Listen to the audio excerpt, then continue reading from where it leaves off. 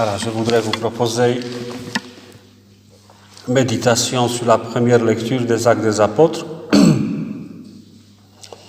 C'est le récit de la Pentecôte, 50 jours après la Pâque. Les disciples de Jésus, avec Marie, se trouvent réunis tous ensemble au Cénacle. Ils sont là depuis 10 jours, depuis l'Ascension.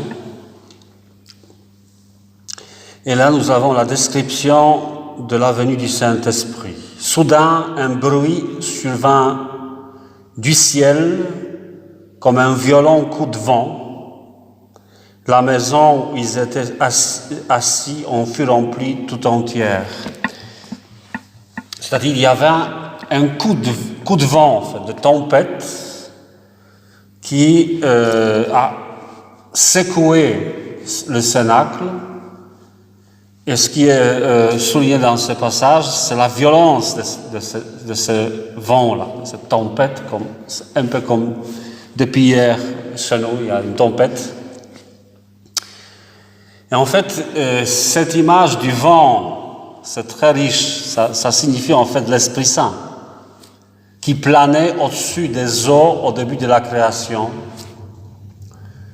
Et la violence de ce coup de vent ici signifie une création nouvelle en fait, c'est-à-dire quand le monde est créé, c'est le tremblement de terre, la maison secouée, c'est un souffle, parce qu'à partir de ce moment, l'Esprit Saint revient sur la terre et à travers les disciples de Jésus transforme la surface de cette terre.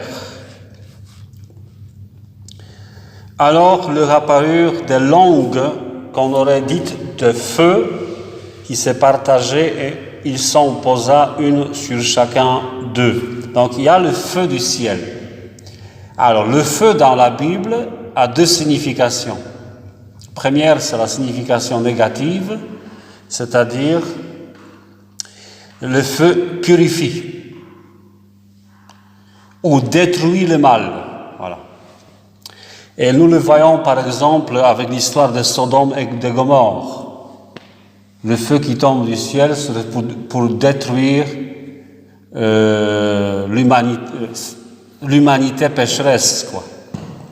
Et quand, dans le temple de Jérusalem, on fait les holocaustes, c'est-à-dire les animaux entièrement consommés par le feu, c'est parce que ce feu consomme les péchés du peuple, parce qu'on offre les animaux en sacrifice dans le temple de Jérusalem pour se faire pardonner les péchés et se réconcilier avec Dieu. Et la signification positive du feu, c'est de réchauffer et illuminer.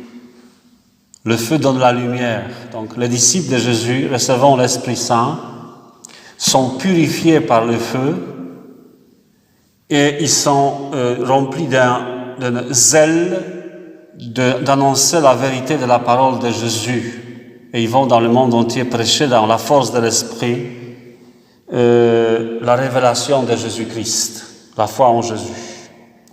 Tous furent remplis d'Esprit Saint, se mirent à parler en d'autres langues, et chacun s'exprimait selon le don de l'Esprit. Vous voyez déjà, il y a deux choses dans cette phrase. Le don du Saint-Esprit, mais qui se manifeste par un phénomène extraordinaire, que les Galiléens, qui sont les disciples, commencent à parler d'autres langues qu'ils ne connaissaient pas auparavant. Donc, c'est pour cela, ensuite on ne va pas analyser ça, il y a la réaction des gens qui viennent de tous les pays de l'Empire romain, et des juifs et aussi non-juifs, qui entendent et comprennent ce que les Galiléens disent. Je vais essayer de trouver cette phrase. Ces gens qui parlent ne sont pas tous des Galiléens, c'est la question.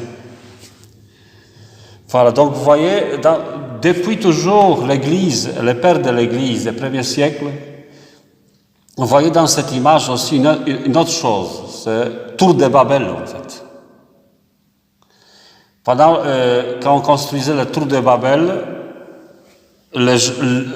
qui était expression de l'orgueil humain, Dieu, pour détruire l'orgueil, a fait parler des gens de différentes langues.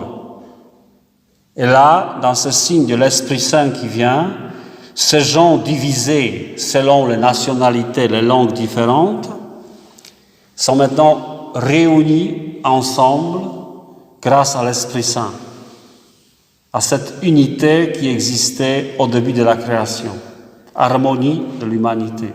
Voyons déjà ici dans ça la grâce de construire le monde meilleur, le monde nouveau où disparaissent les divisions.